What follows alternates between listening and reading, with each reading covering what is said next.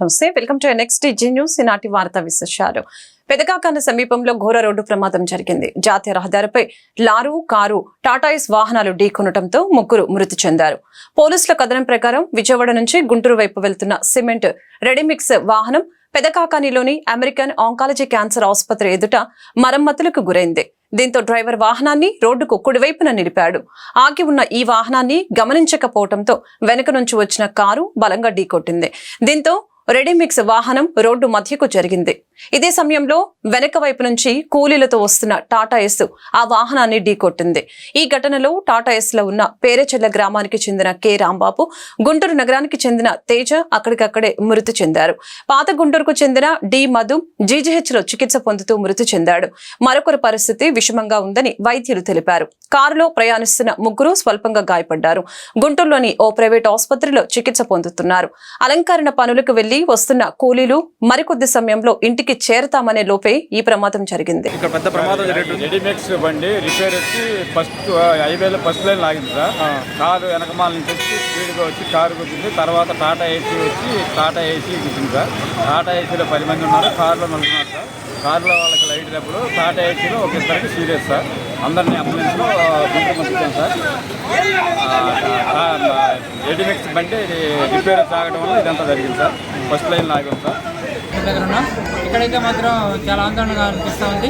ఇప్పుడే మనకు దాదాపు 7 పేషెంట్లు పెదకాకాని దగ్గర లారీ యాక్సిడెంట్లో వచ్చారు. లారీ అని కొన్ని టాటా మ్యాజిక్ అనే వెహికల్ రోడ్డు గుద్దుకోవడం, వాటి వెనుకున్న కార్లు గుద్దుకోవడం, మొత్తం 4 వెహికల్ గుద్దుకున్నాయని అక్కడ పేషెంట్ చెప్తా ఉన్నారు. ఆల్రెడీ ఇద్దరు బ్రాడ్ డెత్గా తీసుకోవాల్సి వచ్చింది. ఇద్దరు ఇక్కడికి వచ్చినప్పుడే చనిపోయి ఉన్నారు.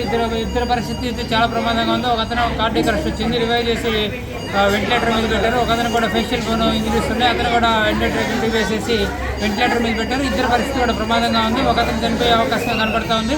దాదాపు ఇప్పటికి ఇద్దరు బ్రాడ్ డెత్గా మనం తీసుకోవాల్సిన అవసరం ఉంది. ఇద్దరు అయితే మొత్తం క్రిటికల్గా ఉన్నారు. మొత్తం 7 వచ్చారు. ఇంకొక అతను కూడా ఇక్కడికి వచ్చారు. ఎంతమంది వస్తారో మనకు ముందు తెలియదు. ఇంకా ఒక 8 మంది వచ్చే అవకాశం ఉంది. కారులో కూడా కొంతమంది వచ్చారని వాళ్ళు కూడా వచ్చి ఇక్కడికి వచ్చేసి బయటకు వెళ్ళడానికి కూడా వాళ్ళు ప్లాన్ చేస్తున్నారని మనకు అర్థమవుతా ఉంది. ఇక్కడైతే మాత్రం మా డాక్టర్లు అయితే మాత్రం చాలా యాక్టివ్ పనిచేస్తున్నారు. ఎమర్జెన్సీ డాక్టర్లు, సర్జరీ విభాగం కూడా ఉన్నారు. నేను కూడా వచ్చి ఇవాళ అందరికీ ట్రీట్మెంట్ ఇవ్వడం జరిగింది. ఇద్దరైతే మాత్రం క్రిటికల్గా ఉంది. దగ్గర ఉండే వాళ్ళకి ఎంబీబాగ్ పెట్టి రిసెసిటేషన్ చేయడానికి ప్రయత్నించాం. సెంట్రల్ లైన్ వేసాం, ఎండోట్రకిల్ డివైస్ వేసి వెంటిలేటర్ కూడా పెట్టాం. బట్ ఎంతవరకు రికవర్ అవుతారో మనం ఇప్పుడే చెప్పలేం. రాగల కొద్ది గంటల్లో మనకి ఇంకా ఎంతమంది వస్తారు, ఎంత ప్రమాదాలు జరుగుతాయి, ఎంతమంది చనిపోతారు అనేది మనకి నిర్ధారణకు వస్తుంది. ఇప్పటికైతే మాత్రం ఇద్దరు చనిపోయారు. ఇద్దరి పరిస్థితి ప్రమాదంగా. టీడీపీ అధినేత చంద్రబాబు రాష్ట్ర ముఖ్యమంత్రిగా 4సారి బాధ్యతలు చేపట్టబోతున్నారు. ఈ మేరకు ప్రమాణ స్వీకార కార్యక్రమ ఏర్పాట్లు ముమ్మరంగా కొనసాగుతూ ఉన్నాయి. బుధవారం ఉదయం 11:27 చంద్రబాబు సీఎంగా ప్రమాణ స్వీకారం చేయనున్నారు. ఈ కార్యక్రమానికి ప్రధాని నరేంద్ర మోదీతో సహా పలువురు కేంద్ర మంత్రులు, వివిధ రాష్ట్రాల ముఖ్యమంత్రులు, ప్రముఖులు హాజరు కానున్నారు. కూటమిలోని టీడీపీ, బీజేపీ, జనసేన పార్టీలకు చెందిన ఎమ్మెల్యేలు, నేతలు, వారి అనుచరులు పెద్ద సంఖ్యలో తరలి రానున్నారు. ఈ నేపథ్యంలో వీఐపీల రాకపోకలకు అనువుగా ఉండేలా కృష్ణా జిల్లా గన్నవరం విమానాశ్రయానికి సమీప కేసరపల్లిలో జాతీయ రహదారి పక్కనే ఐటీ పార్కు ప్రాంగణం వద్ద ప్రమాణ స్వీకారోత్సవ వేదిక ఏర్పాటు చేయాలని నిర్ణయించారు. ప్రధాన వేదిక నిర్మాణం సోమవారానికి పూర్తి కాగా సిట్టింగ్ ఏర్పాట్లు, గ్యాలరీల పనులు కొనసాగుతూ ఉన్నాయి. ప్రమాణ స్వీకారోత్సవానికి 11 ఎకరాల ప్రైవేటు భూమిలో ప్రధాన వేదికను సిద్ధం చేశారు. వైసీపీ ఓడిపోయిన జగన్ రక్త చరిత్ర రాస్తూనే ఉంటారని టీడీపీ జాతీయ ప్రధాన కార్యదర్శి నారా లోకేష్ విమర్శించారు. కర్నూలులో టీడీపీ నేత గౌరీనాథ్ని వైసీపీ నేతలు దారుణంగా హత్య చేయించారని ఆరోపించారు. ఆ పార్టీ ఫ్యాక్షన్ పాలన వద్దని, ఎన్నికల్లో జనం చీకొట్టారని, బాబాయిని చంపినట్లే జనాన్ని జగన్ చంపుతున్నారని మండిపడ్డారు. హత్య రాజకీయాలు ఆపకపోతే పరిణామాలు తీవ్రంగా ఉంటాయని హెచ్చరించారు. గౌరీనాథ్ కుటుంబానికి టీడీపీ అండగా ఉంటుందని లోకేష్ హామీ ఇచ్చారు. నిందితుల్ని వదిలే ప్రసక్తే లేదని, వైసీపీ దాడులకు చెక్ పెట్టి శాంతి భద్రతల్ని కాపాడుతామని తెలిపారు. జనసేన అధినేత పవన్ కళ్యాణ్ అనకాపల్లిలో పర్యటించారు. పట్టణంలో నూకాంబిక అమ్మవారిని దర్శించుకుని ప్రత్యేక పూజలు నిర్వహించారు. అనంతరం మొక్కులు తీర్చుకున్నారు. తొలుత ఆయనకు ఆలయ అధికారులు స్వాగతం పలికారు. పిఠాపురంలో తాను గెలిచి కూటమి అధికారంలోకి వస్తే నూకాంబిక అమ్మవారిని దర్శించుకుంటానని అనకాపల్లిలో నిర్వహించిన ఎన్నికల ప్రచారంలో పవన్ చెప్పారు. ఈ నేపథ్యంలో సోమవారం అమ్మవారి ఆలయానికి చేరుకొని మొక్కులు తీర్చుకున్నారు. పెద్ద ఎత్తున జనసేన కార్యకర్తలు, అభిమానులు అక్కడికి తరలివచ్చారు.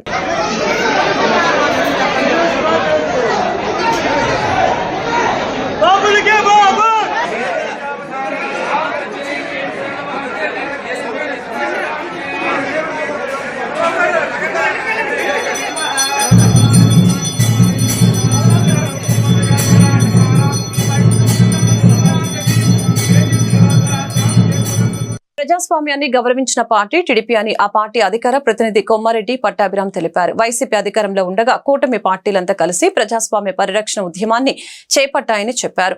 రాష్ట్రంలో ప్రజాస్వామ్యాన్ని బతికించామని తెలిపారు. అమరావతిలో టీడీపీ కేంద్ర కార్యాలయంలో నిర్వహించిన మీడియా సమావేశంలో పట్టాభి మాట్లాడారు. వైసీపీ నేతలు చేస్తున్న ఆరోపణలపై ఆగ్రహం వ్యక్తం చేశారు. రాష్ట్రంలో ఎక్కడా భౌతిక దాడులు జరగవు, హింసను టీడీపీ ప్రేరేపించదు. Nara Lokesh red book reality IPC సెక్షన్ల పవరేంటో చూపిస్తాం. రెడ్ బుక్ లో పేర్ల నమోదైన పిల్ల సైకోలు, అవినీతి పరులైన అధికారుల సంగతి తెలుస్తాం. చట్టానికి లోబడే గట్టిగా బుద్ధి చెబుతాం. దీనిలో రాజీ పడే ప్రసక్తి లేదు. పిల్ల సైకోలంతా ఈ విషయాన్ని గుర్తు పెట్టుకోవాలి. గత 5 ఏళ్లలో వైకాపా నేతలు ఎన్నో పాపాలు చేశారు. దేవాలయం లాంటి మా కార్యాలయంపై దాడికి పాల్పడ్డారు. అప్పుడు మీకు ప్రజాస్వామ్యం గుర్తుకు రాలేదా?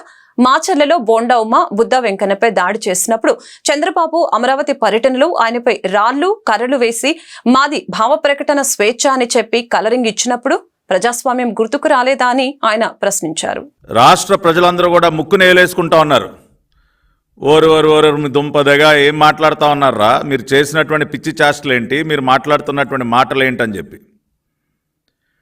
జూన్ 4వ తేదీన మీ అందరికీ తెలుసు, రాష్ట్రంలో ప్రతి ఊర్లో కూడా ఒక దీపావళి పండుగ జరుపుకున్నారు.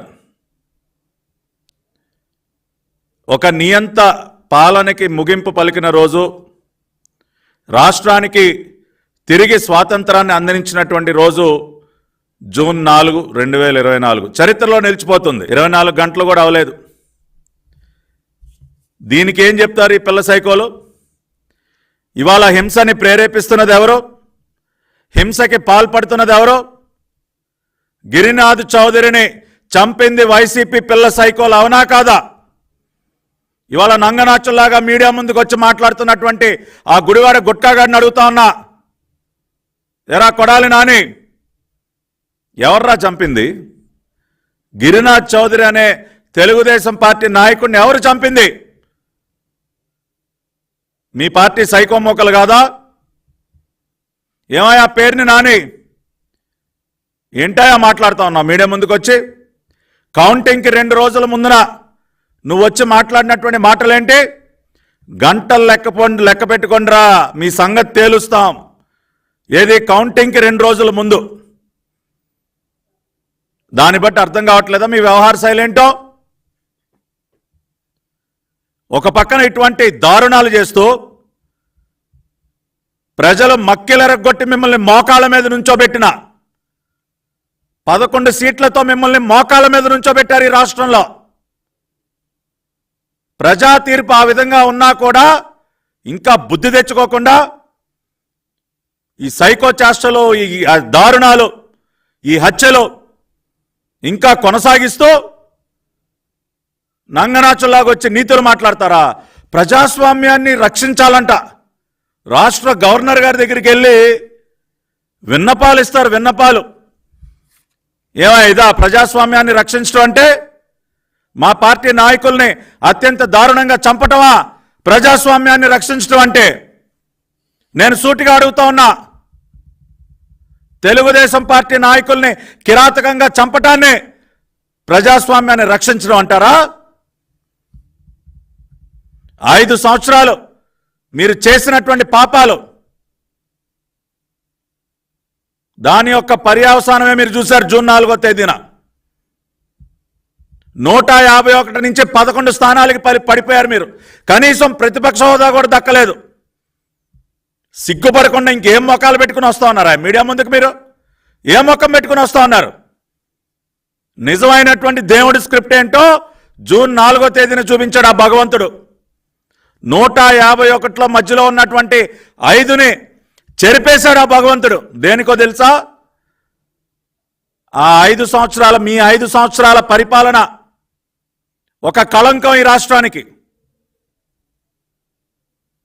అటువంటి కళంకాన్ని రూపుమాపాడు ఆ భగవంతుడు. అందుకనే 5ని చెరిపేసి మీకు కేవలం 11 మాత్రం మిగిల్చాడు. ఆ విషయాన్ని అర్థం చేసుకోకుండా ఏంటయా మీరు మీడియా ముందుకు వచ్చి మాట్లాడేది? ఇవాళ నేను ఈ మీడియా సమావేశం ద్వారా ఒకటే చెప్తా ఉన్నా, ఎస్, తెలుగుదేశం పార్టీ నిజంగా ప్రజాస్వామ్యాన్ని గౌరవించినటువంటి పార్టీ రాష్ట్రంలో తెలుగుదేశం పార్టీ, కూటమి పార్టీలు జనసేన, భారతీయ జనతా పార్టీ. ప్రజాస్వామ్య పరిరక్షణ ఉద్యమాన్ని చేపట్టాం మేమందరం కూడా కలిసి. ఇవాళ రాష్ట్రంలో తిరిగి ప్రజాస్వామ్యాన్ని బ్రతికించాం మేము. అటువంటి మాకు ప్రజాస్వామ్యం యొక్క పాఠాలు మాకు చెప్తారా? ఇటువంటి దారుణాలు కొడిగడుతూ మీరు ప్రజాస్వామ్యం గురించి మాట్లాడతారా? నారా చంద్రబాబు నాయుడు గారు మాకు ఒక క్రమశిక్షణ అలవాటు చేశారు. ప్రజాస్వామ్య విలువల గురించి. రాజధాని ప్రాంతంలో జంగిల్ క్లియరెన్స్ పనులు వేగంగా సాగుతూ ఉన్నాయి. సుమారు 100 జేసీబీలతో గత 4 రోజులుగా పనులు ముమ్మరంగా జరుగుతూ ఉన్నాయి. 109 కిలోమీటర్ల నిడివిలోని 673 ఎకరాల విస్తీర్ణంలో కంపలను రేయింబవల్లో తొలగిస్తున్నారు. ఈ నెల 12న చంద్రబాబు ముఖ్యమంత్రిగా ప్రమాణ స్వీకారం చేస్తూ ఉండటంతో అప్పటిలోగా అమరావతికి కొత్త కళ తీసుకువచ్చేందుకు అధికారులు యుద్ధ ప్రాతిపదికన పనులు చేస్తున్నారు.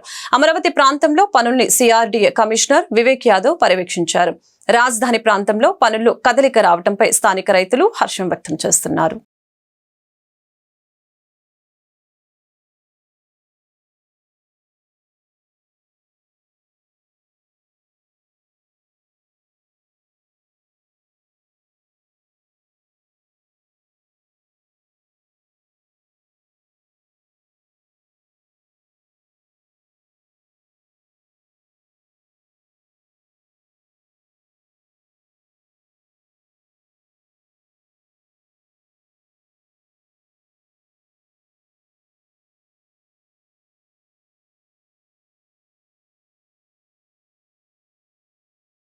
ఆంధ్రప్రదేశ్ మెడికల్ ప్రాక్టీషనర్స్ అసోసియేషన్ సభ్యులు ఎదుర్కొంటున్న సమస్యల పరిష్కారానికి తన వంతు ప్రయత్నం చేస్తామని గుంటూరు పశ్చిమ ఎమ్మెల్యే గల్లా మాధవి తెలిపారు. ఆరోగ్యకర సమాజం ఆవిర్భావంలో ఆర్ఎంపీ వ్యవస్థ కూడా ఉందని తెలిపారు. సోమవారం గుంటూరు పశ్చిమ ఎమ్మెల్యే గల్లా మాధవి కార్యాలయంలో టీఎన్యూఎస్ అసోసియేషన్, ఆర్ఎంపీ అసోసియేషన్ సభ్యులు ఎమ్మెల్యేకి అభినందనలు తెలిపారు. ఈ సందర్భంగా అసోసియేషన్ సభ్యులు తమ సమస్యల్ని ఎమ్మెల్యే దృష్టికి తీసుకొచ్చారు. ఈ మేరకు ఆంధ్రప్రదేశ్ మెడికల్ ప్రాక్టీషనర్స్ అసోసియేషన్ నాయకులు రాధా సిద్ధార్థ, రామారావు మాట్లాడారు. ఎమ్మెల్యే గల్లా మాధవికి శుభాకాంక్షలు తెలిపారు. దీర్ఘకాలికంగా పరిష్కారం కాని తమ సమస్యల్ని అసెంబ్లీలో ప్రస్తావించి పరిష్కారం అయ్యేలా చూడాలని ఎమ్మెల్యేను కోరామని తెలిపారు.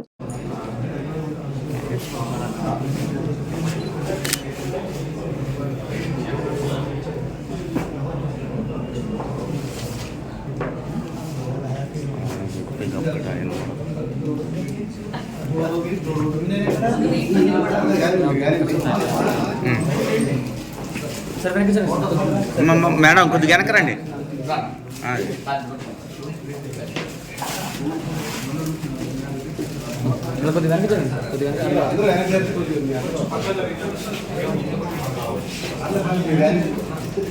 సరే చూడండి సార్.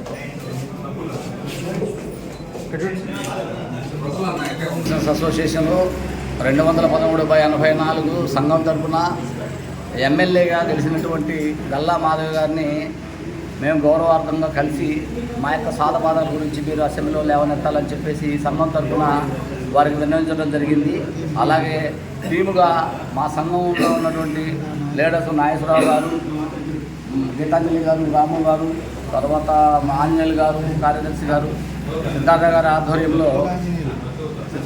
ఆధ్వర్యంలో మేము మేడం గారిని కలిసి వారికి కంగ్రాచులేషన్ చెప్తూ మా సాధక బాధలు ఉన్నటువంటి మనకున్నటువంటి డిమాండ్లు, మనకున్నటువంటి సమస్యలను కూడా వారి దృష్టికి తీసుకెళ్ళి మన సంఘానికి ఆర్ఎంపీ వ్యవస్థకి న్యాయం చేయాలని చెప్పేసి విన్నవించడం జరిగింది.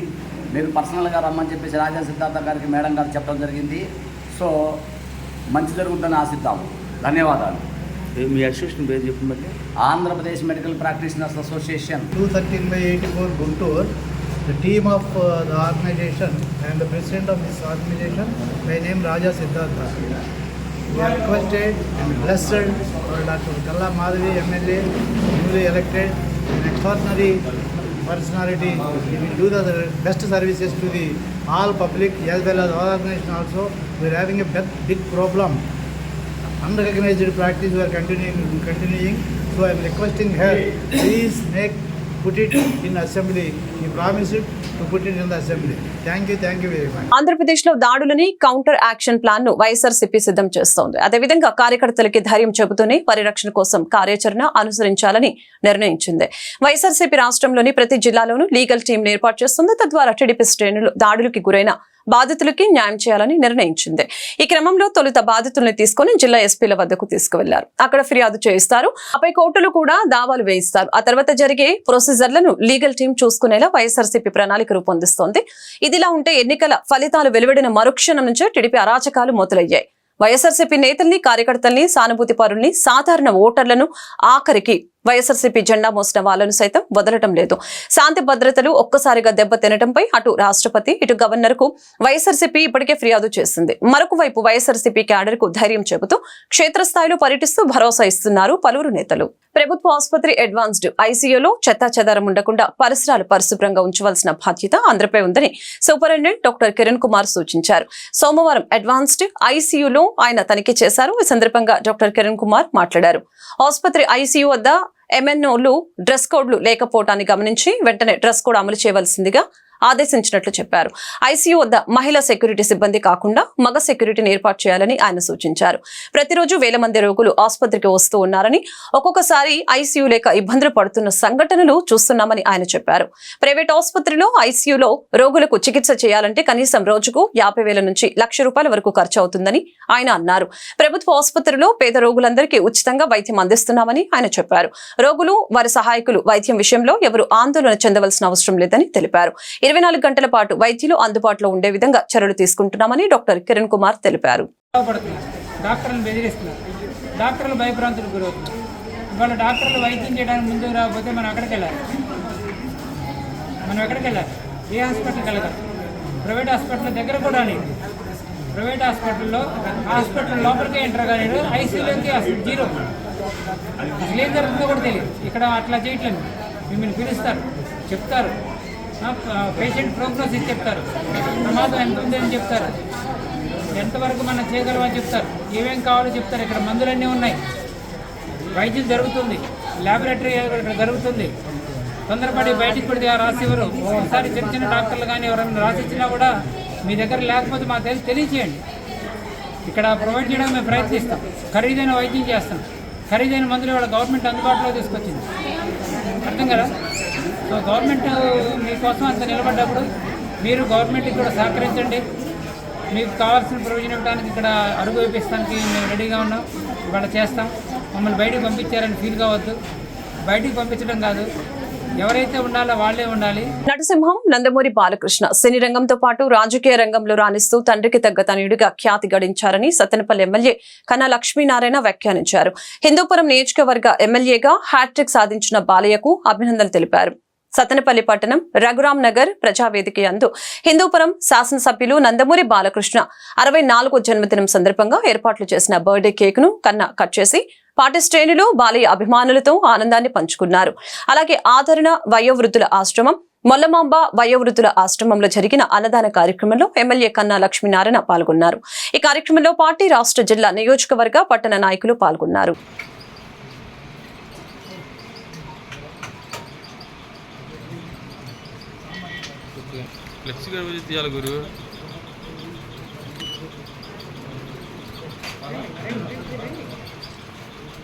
ఇంకా అలాగే ఉంటే నీ ముందు కనుక జరగాల.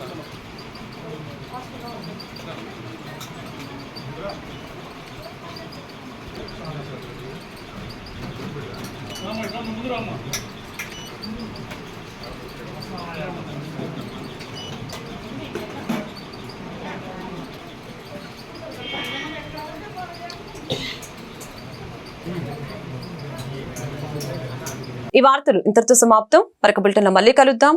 నమస్కారం.